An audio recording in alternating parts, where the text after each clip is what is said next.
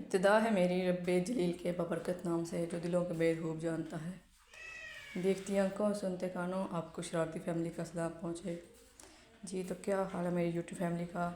الحمدللہ ہم بھی بالکل خیریت سے ہیں اور امید کرتے ہیں کہ آپ بھی بالکل خیریت سے ہوں گے اور اللہ تعالیٰ سب کو اپنے حفظ و امان میں رکھے۔ آج میں نے بنائی ہے اسپیگٹی، پہلی دفعہ بنائی ہے، ٹرائی کی ہے، بہت مزے کی بنی۔ کچھ غلطیاں بھی تھی، انشاءاللہ تعالیٰ آئندہ بناتے رہیں گے اور وہ ٹھیک ہوتے رہیں گے۔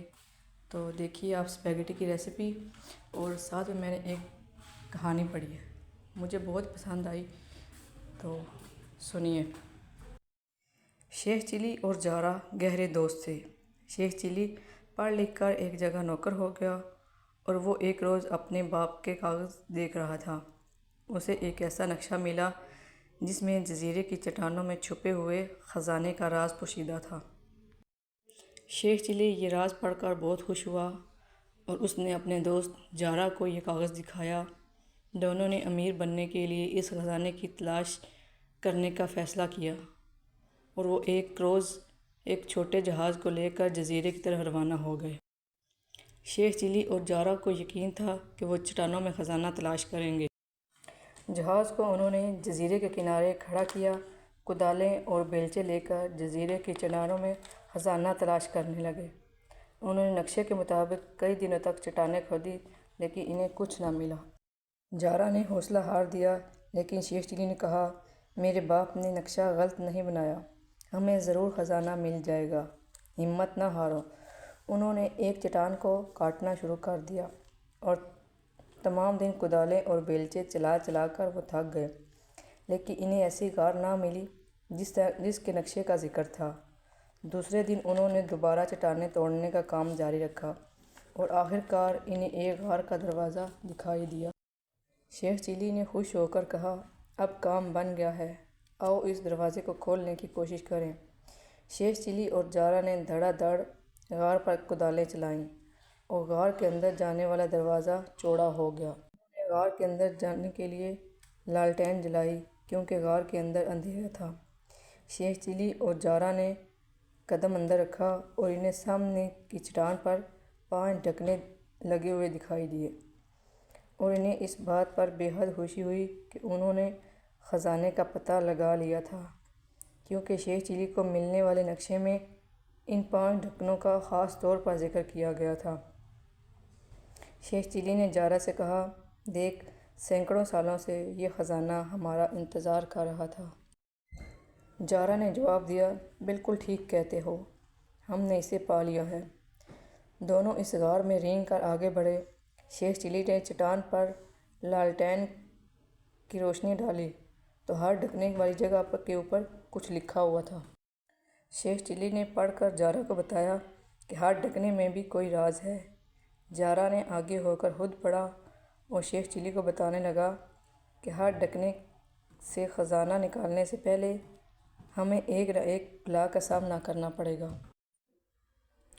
ہر ڈھکنا کھولنے کے لیے الگ طریقہ اور ہدایت لکھی گئی تھی۔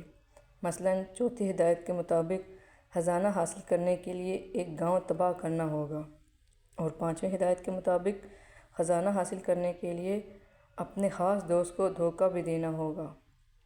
شیخ چلی اور جارا پڑھ کر سوچ میں پڑ گئے۔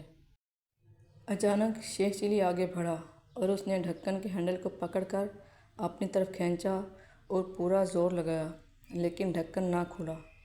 دونوں نے بڑی کوشش کی اور آخر تھک کر سوچنے لگے۔ شیخ چلی نے کہا، بارود سے اڑانا چاہیے۔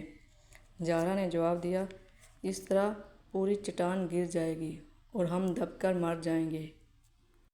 لیکن ایک اور کوشش کی جا سکتی ہے اور وہ یہ کہ تیسری ہدایت کے مطابق کسی کو لوٹا جائے، اور یہ بات طے شدہ تھی کہ برا عمل کیے بغیر یہ خزانہ حاصل نہیں ہو سکتا تھا۔